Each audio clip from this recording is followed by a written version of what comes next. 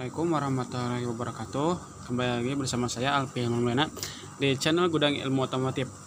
Di sini saya akan membagikan penyebab aki shock gitu ya. Di antaranya itu kiprok rusak gitu ya. Kenapa sih aki shock dikaitkan dengan kiprok? Karena dalam kiprok gitu ya ada jalur pengisian gitu. Pengisian menuju ke aki. Kalau misalkan kiproknya rusak, pengisian pun tidak normal kan, atau tidak ada pengisian.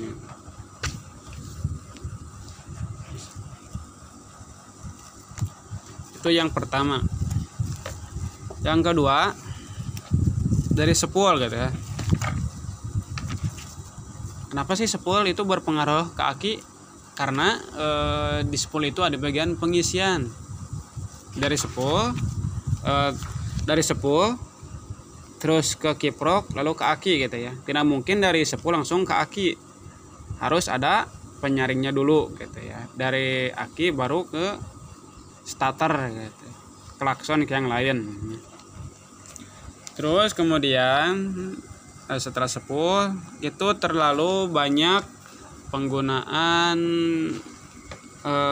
variasi gitu ya, seperti lampu gitu, lampu yang berlebihan gitu, tidak sesuai pabrik, lampu tambahan. Yang kedua itu klakson gitu ya.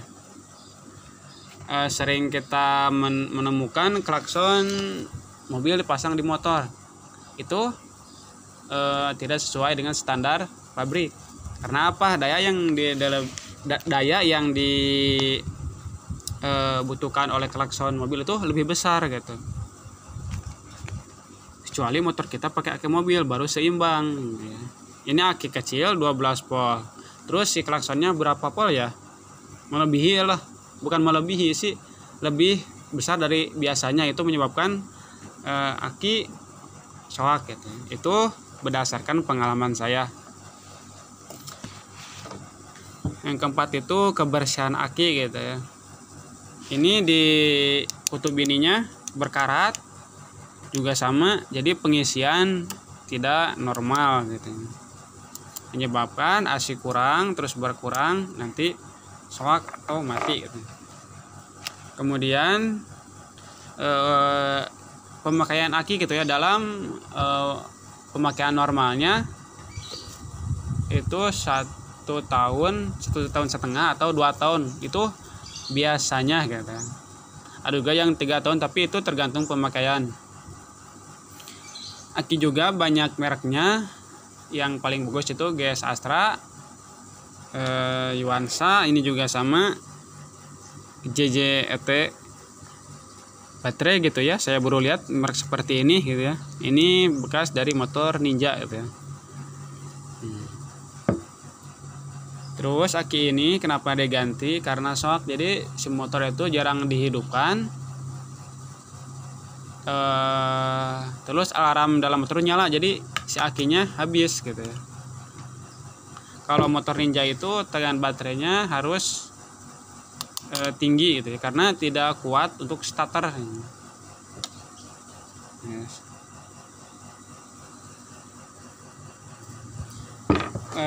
Aki itu ada 2 macam gitu ya, aki kering dan aki basah. Ini juga sama, bisa diperbaiki. Kalau untuk aki kering, dibuka di bagian sininya, atas ini, di dalam itu ada cairan, kita bisa tambah cairnya, tapi itu tidak saya sarankan karena tidak akan lama gitu. Tapi untuk waktu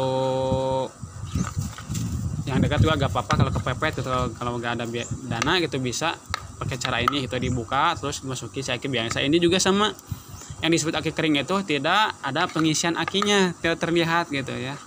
Kalau ada aki basah itu ada di atasnya, ada pengisian. Apalagi ya,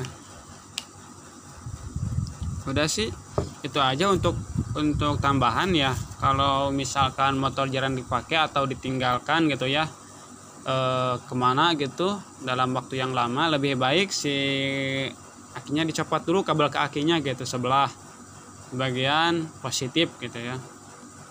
Karena apa? Kalau aki didiamkan di motor itu si tegangannya berkurang gitu. Apalagi untuk motor sekarang itu ya yang Vario yang pakai remote itu alarmnya kan hidup kalau nggak dimatiin. Nah, harus dilepas si kabel akinya satu gitu biar si akinya tidak cepat soak. Mungkin itu saja ya dari saya, semoga bermanfaat khususnya untuk saya, umumnya untuk kita semua gitu ya. Jangan lupa di comment and subscribe. Terima kasih.